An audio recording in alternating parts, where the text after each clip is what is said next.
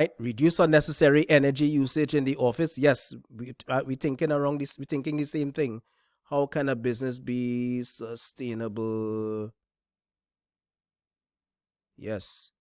Yes, develop sustainable work policies. Like what? Like what? What is a sustainable work policy? Very good point. Very good point. I'm going to take some. You should type it in the group in the box. Develop a sustainable work policy. Like what? Like what? Let me copy this. I wonder if it's there already. What is a sustainable work policy? Leaving your car at home? What is a sustainable work policy? Yeah, what is that? Yeah, develop a sustainable work policy. That's interesting. Yeah. Interesting one. I want to know what policy you have in mind. Develop sustainable work policies. Maybe work from home. Hey, is working from home sustainable, guys? Isn't working from home sustainable? It is. Yeah. Sorry, use proper transportation? Public transportation. You, well, yeah, true. I agree. That can go a long way using public transportation. Yeah, yeah. I think that's something we have abandoned. In the UAE, a lot more people can use public transportation. Yeah, I agree with that. Using public transportation. That's so simple. All right. And I want us to start thinking about the organization. What can the organization do to be sustainable? Let me see what are some of the other points. Let me make this one a bit bigger. What does this student what you have here for me? Educate employees and their families regarding sustainability. That's so true. Education of employees and their families. Very true. I agree with that. I agree with that. Optimizing processes. The person who said optimizing processes, what do you mean by that? Yes, very good. Paperless office going digital. Yes. Paperless office going digital. I love that one. I'm putting it in for you. Paperless office going digital. And going digital. Yeah, for sure. Digital. And the person who spoke about optimizing processes, can they call me? Can they share that? Can they share some details on that?